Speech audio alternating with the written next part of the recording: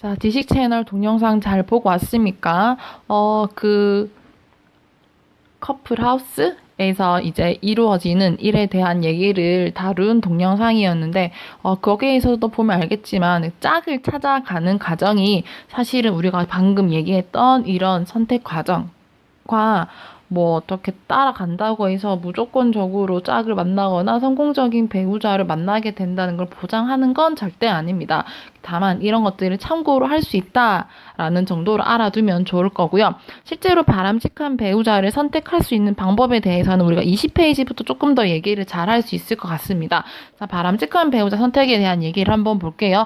우선 배우자를 선택을 할 때 나와 비슷한 사람을 고를 수도 있고요. 나와 조금 많이 다른 사람을 고를 수도 있습니다. 둘 다의 장단점이 있는데요. 나와 비슷하다면 편안함을 느낄 수 있겠죠. 안정감을 느낄 수 있습니다.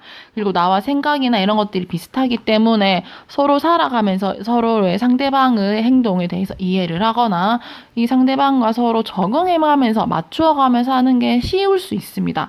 하지만 또 반면 너무 비슷하기 때문에 길게 살다 보면은 뭐 지루함 또는 이제 그런 것들이 나타날 수가 있겠죠.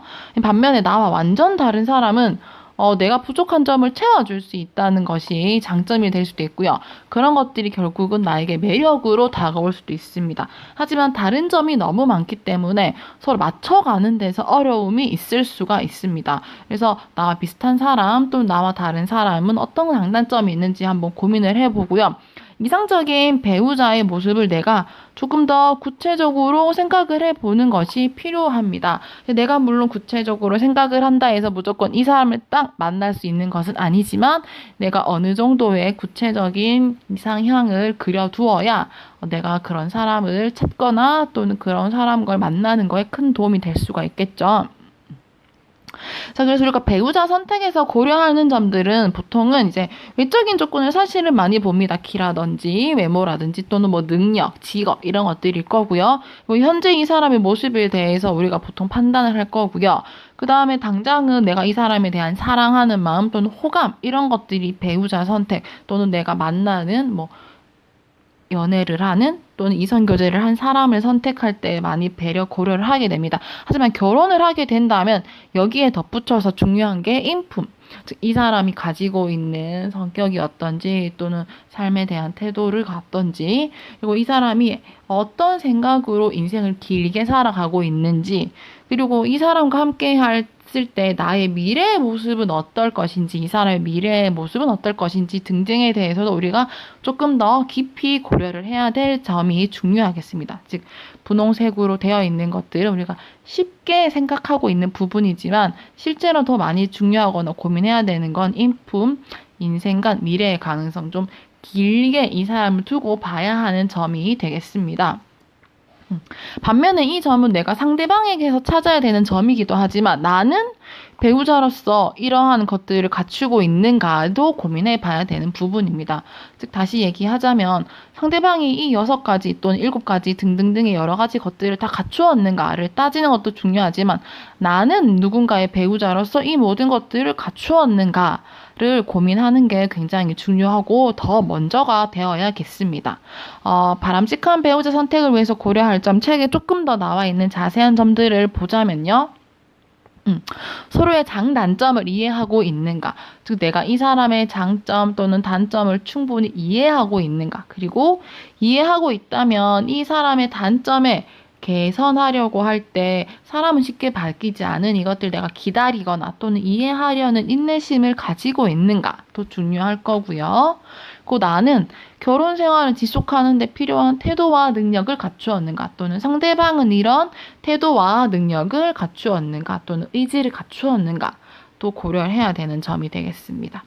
다음에 4번째는 주위 사람들의 결혼에 대한 지지 여부를 충분히 검토하고 합리적이지 못한 의견에 대해서 서로 소통하고 노력하는가. 즉, 이 결혼은 두 사람의 일이기도 하지만 그 주변에 있는 많은 사람들과 연결되는 부분이기 때문에 주변 사람들이 내가 하고자 하는 이 결혼에 대해서 응원을 해주고 있는지 또는 부정적인 의견을 보여준다면 왜 그런 것인지 들어보고 내가 그 상황을 대처해 나가려는 그런 노력을 하고 있는가 또는 노력을 했는가 이런 것들도 중요한 부분이 되겠습니다.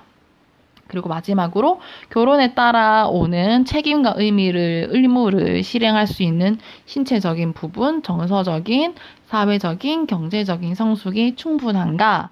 가 내가 배우자를 선택할 때 이 사람이 갖추고 있는지 또는 이 점들을 내 스스로는 갖추고 있는지를 갖고 있는 게 굉장히 중요하겠습니다. 그래서 우리가 했던 말들이 비슷한 얘기들 같지만 실제로 하나하나 여러분들 좀 고민을 해보면 좋을 것 같고요. 아까 여러분들이 봤던 EBS 동영상에 나왔던 마지막 장면입니다. 결혼의 성공은 적당한 짝을 찾는 데 있지 않고 적당한 짝이 되는 데 있다. 즉 선생님이 같이 계속 얘기했던 어떤 점들을 살펴보고 고려해야 되는가라고 했지만 사실은 그런 것들을 다 만족시켜주는 적당한 짝을 찾는 게 보다 내가 적당한 짝이 되는 게 훨씬 더 중요하겠습니다. 내가 좋은 사람을 만나려면 내 스스로가 좋은 사람이 되는 게 가장 먼저가 되겠습니다. 자, 여기까지 할 거고요. 과제 생각해보기 한번 보도록 하겠습니다. 나의 배우자 선택 과정의 기준 만들기인데요. 우리가 아까 봤던 여가망 이론의 6가지 단계였지만 우리가 실질적으로 정해볼 수 있는 부분은 2단계, 3단계, 4단계만 여러분이 기준을 한번 정해보면 될 것 같거든요. 그래서 2단계, 3단계, 4단계가 어떤 여가망이 필요한 것인지 한번 보고 각대 그냥 별로 여러분의 기준을 정해봅니다. 그냥 매력 있는 나에게 뭐 매력 여가망을 예로 든다면 뭐 외모가 좋은 사람 이런 것보다는 나는 뭐 예를 들어 이 사람이 키가 나보다는 뭐 컸으면 좋겠다. 라든지 또는 사회적 배경의 여가망에서 이 사람의 종교는 나와 같으면 좋겠다. 또는 일견일치 여가망에서 이 사람의 정치는 뭐 어떤 정치 기준을 가지고 있으면 좋겠다와 같이 구체적인 기준을 각각 단계별로 3가지씩 정해보면 되겠습니다. 자, 그러면은 과제를 충실하게 작성을 하고요. 다음 시간에 보겠습니다. 그리고 과제 생각해보기 강좌도 눌러서 반드시 수강 완료를 눌러주도록 합니다. 수고했습니다.